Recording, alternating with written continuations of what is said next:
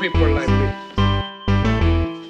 You need people like me so you can point your f***ing fingers and say, that's the bad guy. That's the bad guy. That's the bad guy. That's the bad guy. That's the bad guy.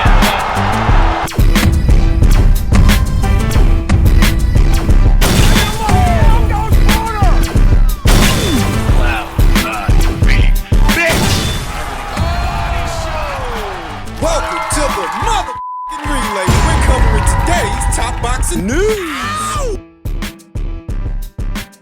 Okay, we'll start with this. Eddie Hearn recently chimed in on the controversial athlete that competed in these past Olympics. Eddie Hearn has said he would be willing to give Imane Khelif a professional boxing contract, adding that he believes that Khelif's fight against Angela Carini was a put-up job, saying Carini wasn't hit with a hard shot and has sparred with Khelif before. I was surprised when I read this. Yes. If the facts were laid out, if I was in a position where there was no reason why this individual shouldn't compete as a female, Hearn told IFL TV when asked if he'd sign the Algerian Olympic champion. 1, she is a talented fighter.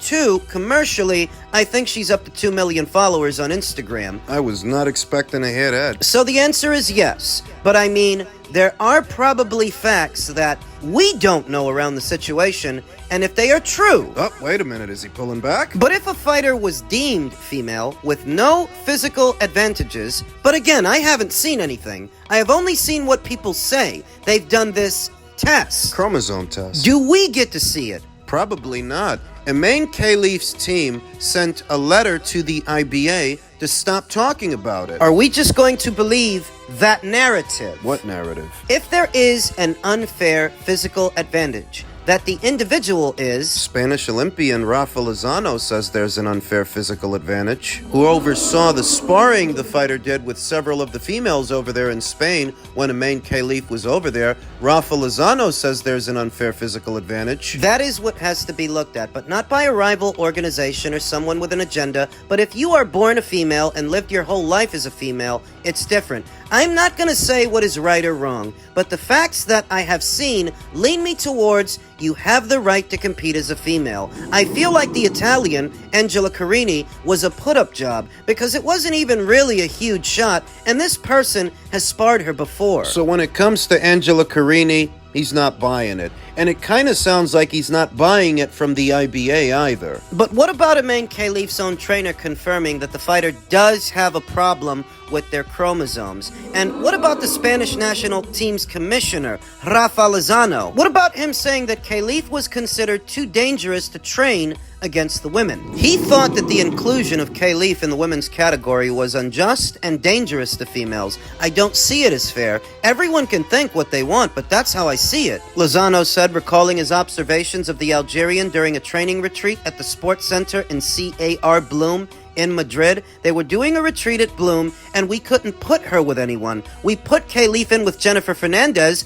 and it hurt her. Is Eddie Hearn aware of the comments that Rafa Lozano made? Is Eddie Hearn aware of Brianna Tamara Cruz? Further evidence of Khelif's disproportionate strength compared to other fighters in the category was illustrated in an interview with Mexican boxer Brianna Tamara Cruz, who boxed Khelif at the Golden Belt Series finals in Guadalajara in 2022, the year before Khelif was disqualified. Cruz described the fight as extraordinary. When I fought Khelif, I felt it was very much out of my reach. I was hurt a lot by the punches. I think I had never in my 13 years as a boxer felt like this. Is Eddie Hearn aware of this? Not even in my sparring with men. Cruz went on to tell the outlet that she felt she narrowly escaped a potentially fatal situation, and the disqualification came in time to prevent such a scenario from recurring. Thank God. I came out of the ring well, and it's good that they finally realized. The IBA did. They're the ones who disqualified Imane Khelif and one other athlete just for the IOC to turn around and lift the ban. So when I see Eddie Hearn relegating all of this to just a narrative, I wonder if he's aware of what Rafa Lozano said. I wonder if he's aware of Brianna Cruz and what she said. I wonder if he's aware of what Bulgaria's own Joanna Nwamerue said. Joanna Joanna said Khelif is a man. Female boxer who fought Imane Khelif speaks out, claims Algerian boxing team told her Khelif had been biologically altered by living in the mountains? Providing a brief comment to Redux, Nwamerue, who is so far undefeated in a boxing career, said she felt it was important to speak out because of her support for women in her home country of Bulgaria. Khelif has some kind of internal issues, but it's a man. I will stay by my words until she does a test to prove to the world that he or she is a woman. But we all know that won't happen, Nwamerue told us, asserting multiple times that she believes the Algerian is male. Nwamerue said Khelif was quote-unquote impudent during their sparring, mocking her by sticking his tongue out and smiling at her. I think we had about 3 or 4 sparring sessions. I have a record of everything. I can confirm this was a man to me. Male power, men's techniques, everything, Nwamerue explains. While she notes she was not injured during the match, she says she only had concerns for the safety of other female boxers Khelif would face. I'm a tomboy. I take a lot of hits and I know how to hold on, but the other girls are not so strong. Khelif's teammates came to me and told me Imane is not a man. She is a woman and just lives in the mountains with her relatives and parents, so there may be a change in her testosterone or chromosomes and the like, Nwamerue says. So myself and my coach watched Khelif and I said, that can't be possible. Everywhere has people living in mountains. It's absurd. Nwamerue added that her coach replied incredulously, questioning the quote-unquote mountain theory of Khelif's physical abnormalities by noting that other world and European boxing federations had implemented bans on that same fighter, and only the Olympics allowed Khelif to compete. Obviously, there's some competition between the federations and they're shitting on each other. But it's extremely unfair. It's like pitting a motorcycle against a bicycle, Nwamerue explained. For people who don't understand combat sports, motorcycle versus bicycle, will the bicycle be faster and win, or the motorbike? I think that for both of the current cases in boxing, Imane Khelif and Lin Yuting are men. Even if they have childhood photos and dresses, to me they are men, Nwamerue says, ending by calling for a separate federation to be made for those issues surrounding their gender identity or biological sex. People who have internal problems, so to speak, should not compete against women and should fix their problems before taking any initiatives. If Lin is a woman and has male characteristics, this is still not okay. Once you have been tested for internal problems and you are not a clear woman, if I may say so, then these things remain. You are a woman according to documents and photo, but to me, you are a man. It's not fair to us women. Nwamerue said,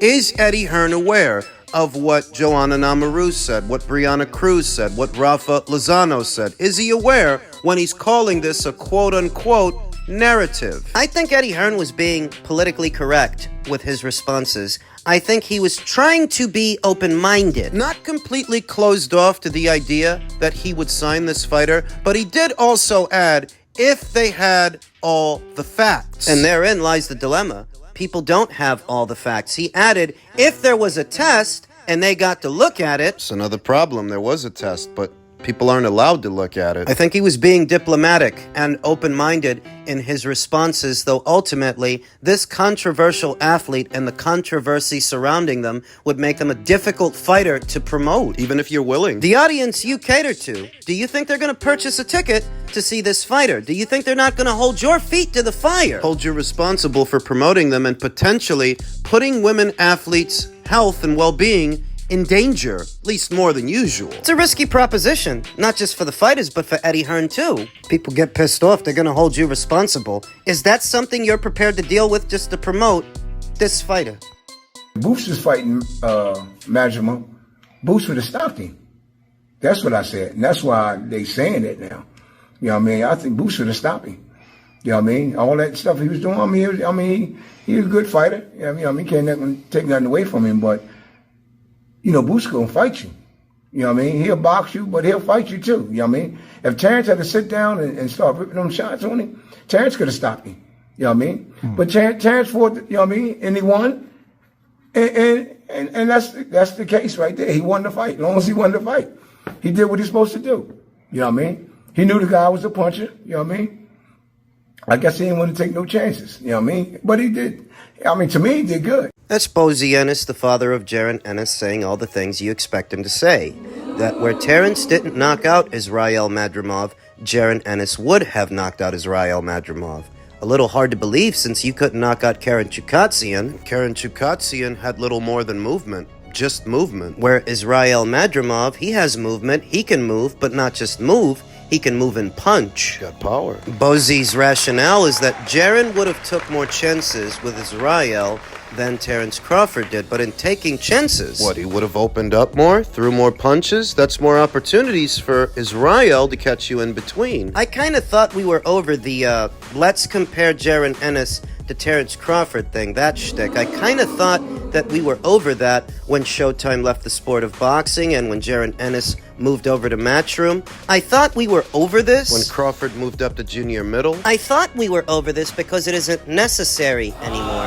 Understand that this whole let's compare Jaron Ennis to Terence Crawford thing, that was born on Showtime as a defense mechanism for the Spence fight that they didn't want to make. Really only picked up steam in the last 2.5, maybe 3 years. Comparing Jaron Ennis to Terence Crawford. It's a fairly recent development, a recent trend, and what I've always interpreted as a defense mechanism manufactured by Showtime when they were still in boxing to shift the focus away from Crawford versus Spence onto Crawford versus Boots. They were using Boots as a shield for Errol Spence, who they really didn't want to put in the ring with Terence Crawford. They tried to make it about another fighter, tried to make it about someone else. Jaron Ennis. I'd say in the last 2 years or so, that conversation did manage to gain some momentum via these comparisons they like to make that, well, Terence is a strong fighter and Boots is a strong fighter. Terence is a switch hitter and Boots is a switch hitter. These comparisons. I thought we were past all of that because those two fighters are no longer